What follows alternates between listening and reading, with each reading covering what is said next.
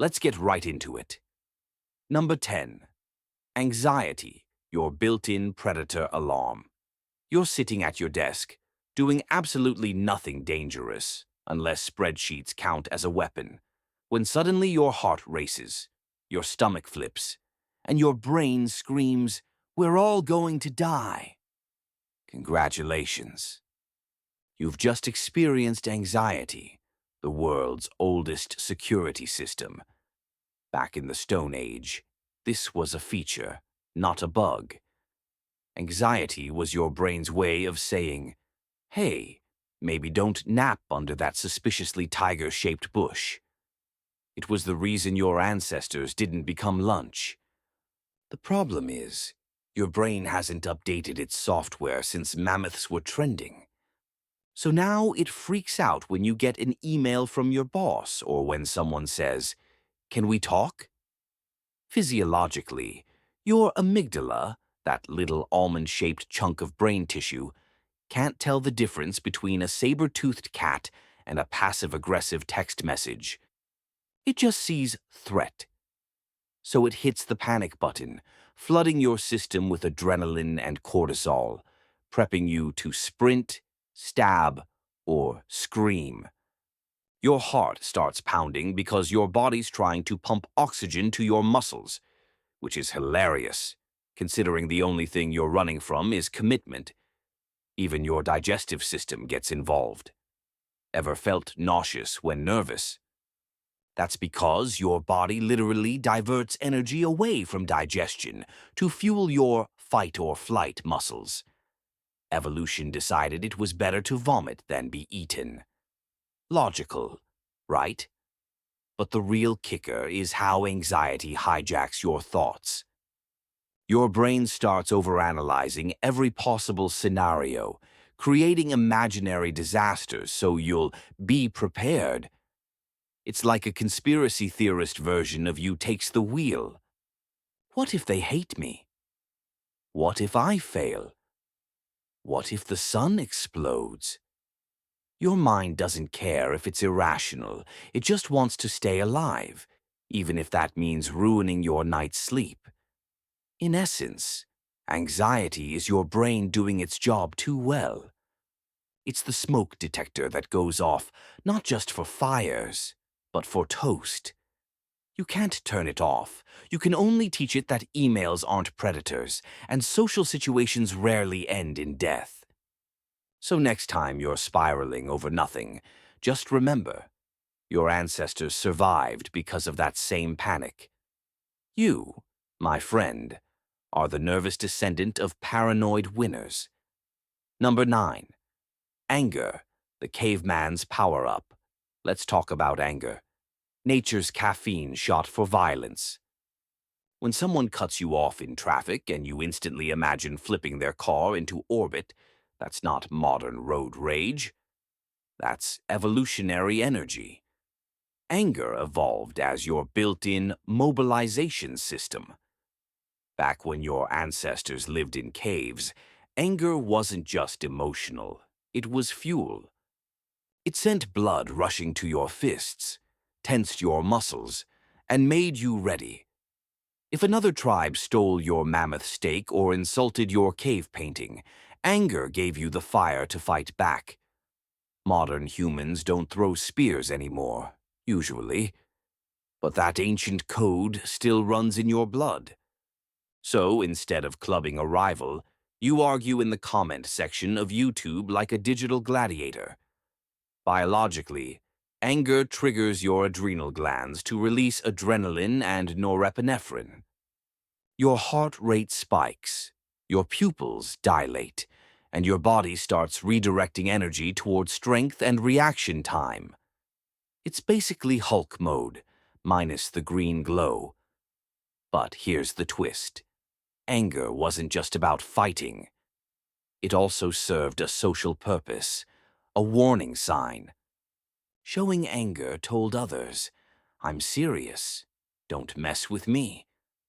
It helped establish dominance, boundaries, and reputation in prehistoric tribes.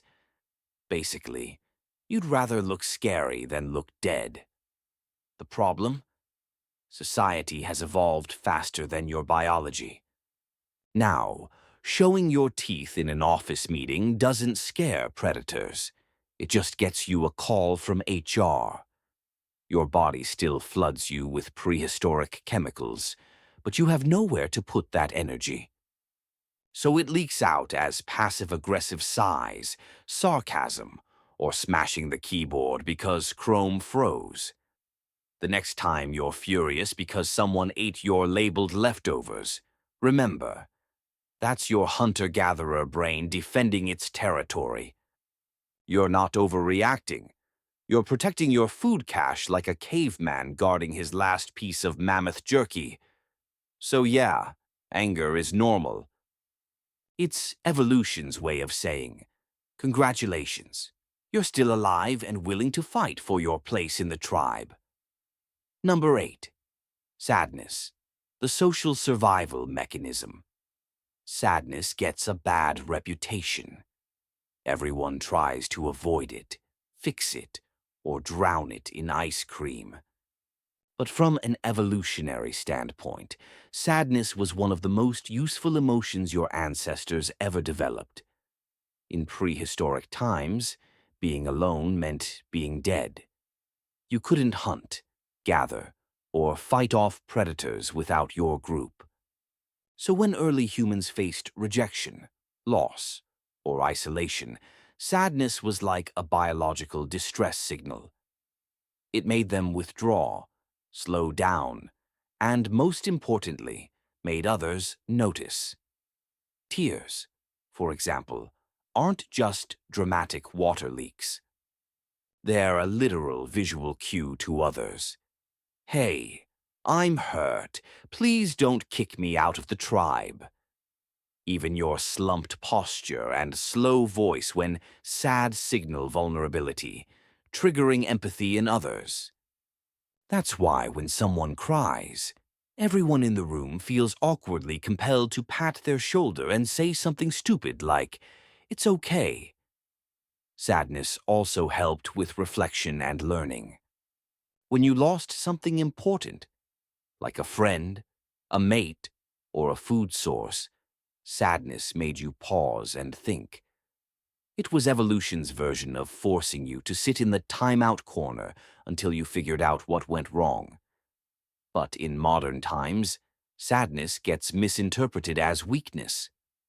Society says, cheer up, while your brain's like, no, I'm processing the collapse of my social structure, Brenda. Even depression, when not extreme, might have once had survival value. In a tough environment, losing motivation could conserve energy. Instead of running around uselessly, your body said, let's just not. So yeah, sadness sucks. But it's also proof your brain evolved to care about connection, safety, and learning from loss. The tears? That's just your species' way of emotionally rebooting. Number 7. Jealousy, the ancient alarm for betrayal. You see someone flirting with your partner, and suddenly you feel a burning sensation that's part anger, part panic, and part, I'm going to key their car. That's jealousy, one of the most ancient emotional alarm systems humans ever invented. In evolutionary terms, jealousy was survival insurance for relationships. For men, it evolved to protect genetic investment, ensuring that the kids they raised were actually theirs. For women, it evolved to protect emotional security, ensuring their partner wouldn't abandon them for another, leaving them and their children vulnerable. Translation: jealousy kept the tribe's family drama under control. It made sure people stayed committed enough to pass on their genes. Modern problem: that instinct didn't disappear when we invented dating apps. Now your brain reacts to an Instagram like the same way it reacted to seeing your mate share berries with someone else by the river. Your heart races, your thoughts spiral, and your prehistoric insecurities grab the mic. And it's not just romantic. Jealousy shows up in friendships, careers, even social media.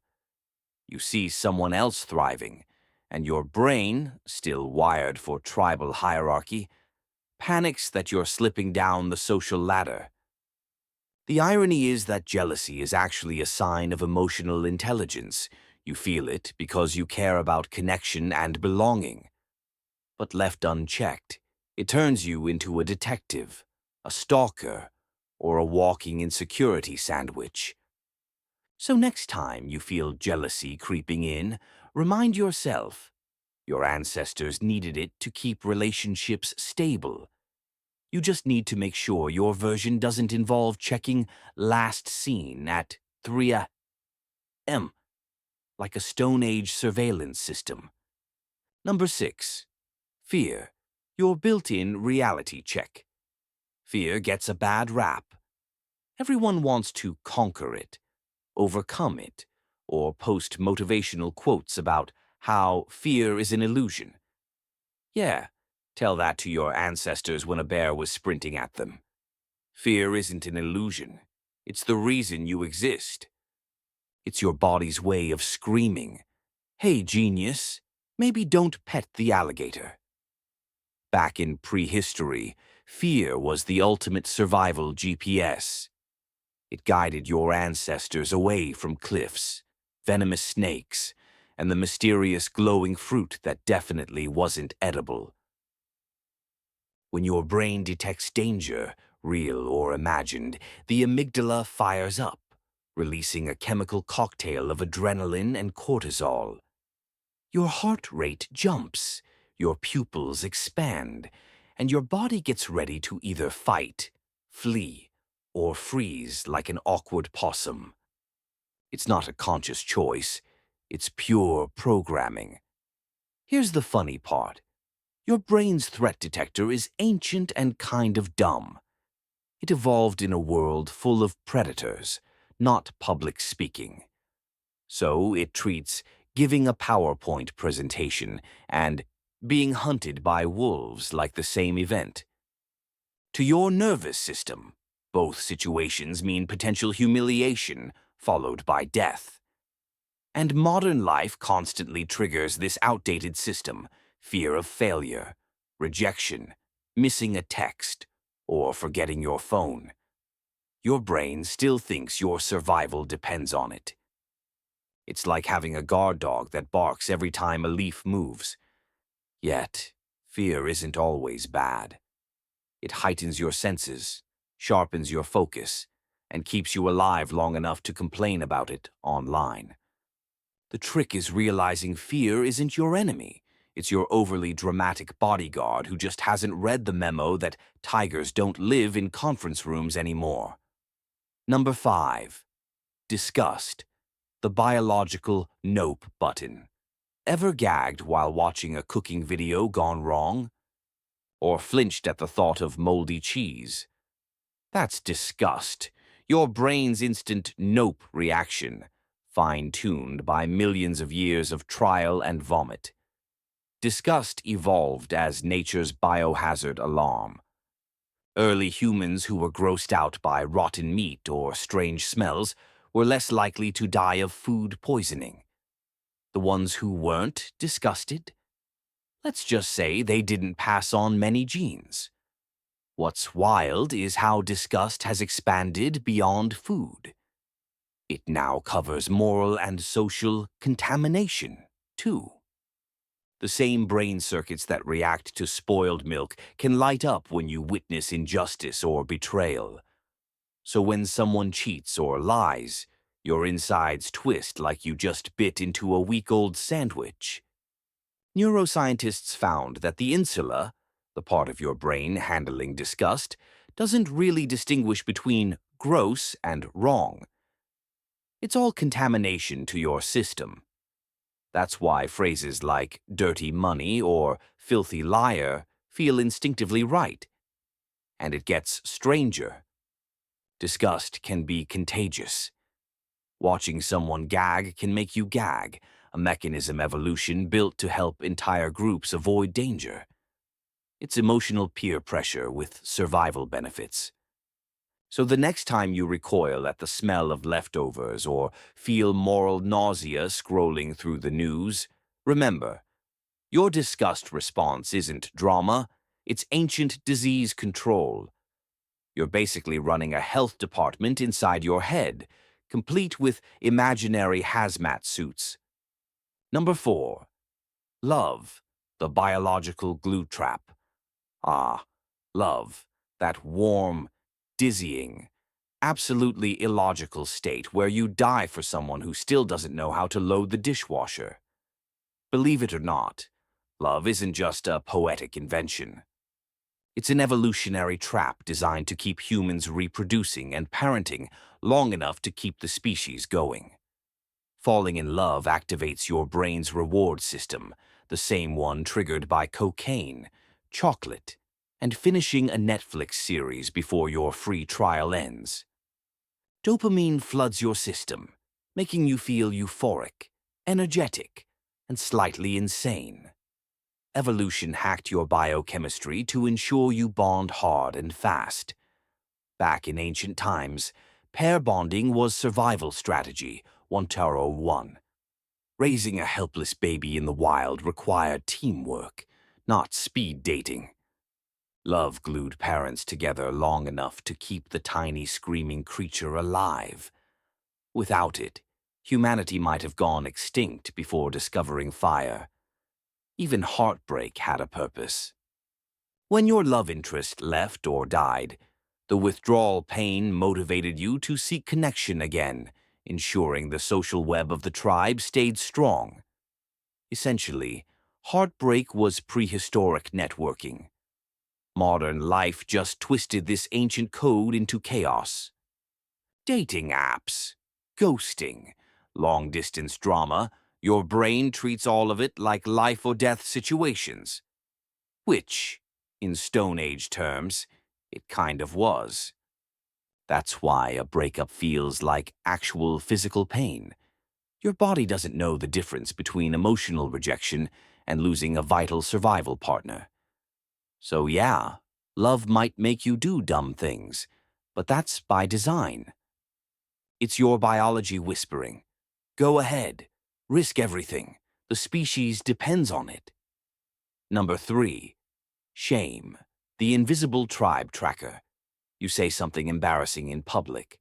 Maybe your voice cracks, or you accidentally call your teacher Mom. Instantly, your face heats up, your stomach sinks, and you want to crawl into the nearest hole and die. That's shame, the emotional equivalent of falling off a social cliff. Shame evolved to keep you inside the tribe. In the ancient world, being exiled meant death, no food, no protection, no Netflix. So humans developed an inner monitoring system that made social mistakes hurt. The physical pain you feel from shame is your brain simulating what social death might mean. Loneliness, rejection, vulnerability, blushing, sweating, awkward laughter. All of it are nonverbal ways of saying, I know I messed up. Please don't throw me out. It's your built-in apology app. Ironically, shame helped create civilization. People who could sense when they crossed a line were less likely to be kicked out or murdered for being annoying. They learned to cooperate, share food, and follow rules. Essentially, shame was the price of admission to the human social club.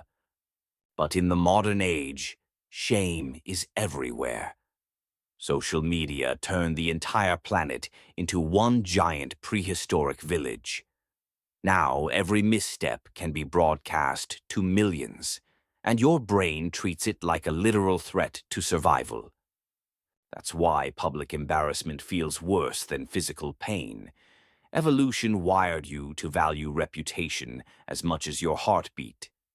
So when you replay that cringe moment from 10 years ago while trying to sleep, it's not you being weird. It's your ancient tribal software buffering endlessly, just trying to keep you inside the group. Number 2. Curiosity, the prehistoric Google search. Curiosity might feel like a harmless urge to click next video, but deep down, it's one of humanity's oldest survival drives. Long before it made you fall into a 3-hour Wikipedia rabbit hole about why flamingos are pink, it made your ancestors not die. Think about it. Curiosity was the reason early humans explored new caves, tried new foods, and figured out fire instead of running from it. The brave idiot who poked the glowing thing and didn't instantly perish. He changed the course of history. Curiosity rewarded exploration with dopamine, that ooh, shiny brain chemical, ensuring that humans kept testing, discovering, and accidentally inventing civilization. But curiosity had a dark side, too. It's the reason someone thought, what happens if I lick this frog? Or let's see what's inside that glowing rock. Evolution basically gave you a risk-loving toddler brain and hoped for the best. Neurologically, curiosity activates the same reward systems as gambling and eating. It's literally addictive. Your brain gets a hit of dopamine every time it learns something new, whether it's ancient star maps or celebrity drama. That's why you can't stop scrolling at 2 a.m. You're not weak. You're a cave person chasing knowledge berries.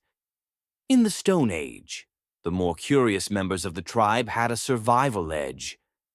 They discovered edible plants, learned how to track animals, and figured out how to avoid dying of weird glowing mushrooms. The cautious ones, probably safer in the short term, but a lot less innovative. Fast forward to today, and curiosity still drives everything: science, art, gossip, conspiracy theories. Your brain loves incomplete information. It literally rewards you for closing curiosity gaps.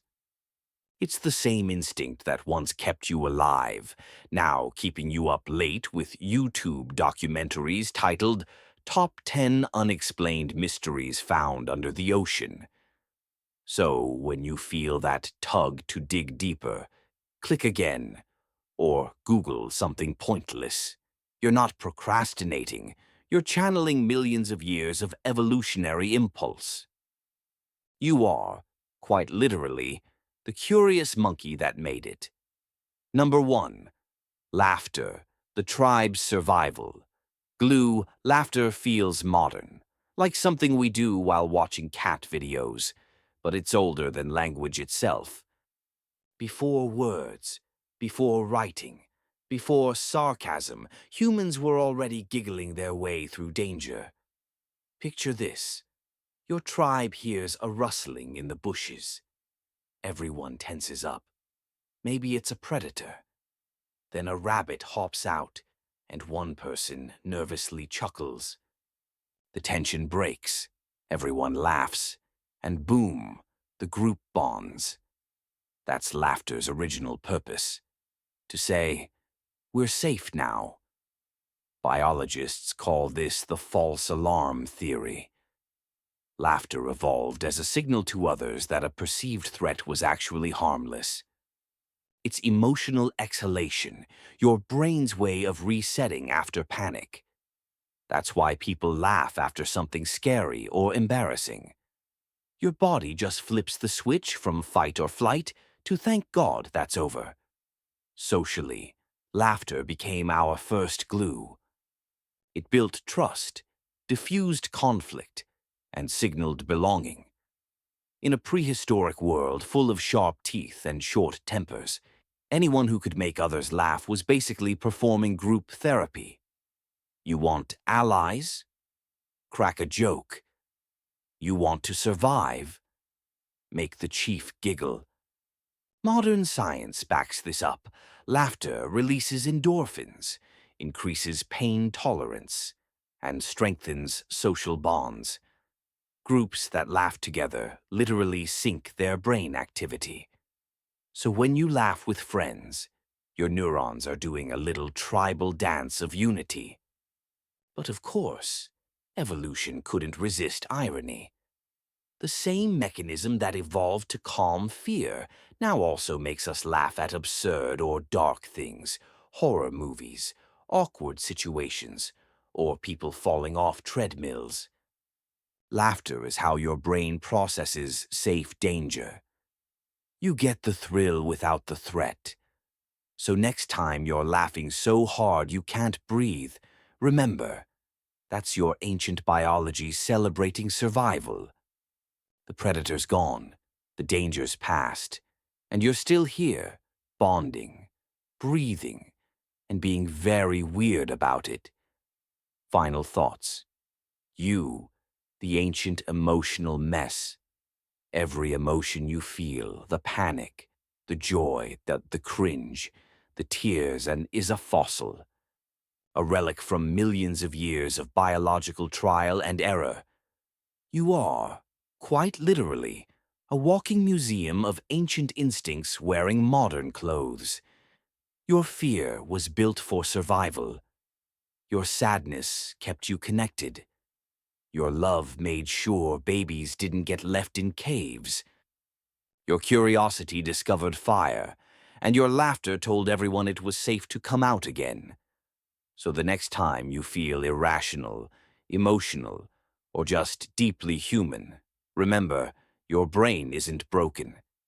It's just old, ancient, actually, running a Stone Age operating system on 21st century hardware. And somehow, it still works well enough for you to sit here, listening to a sarcastic voiceover on the internet, trying to make sense of it all. That's all for today. I'll be making similar videos in the future. Subscribe to see them.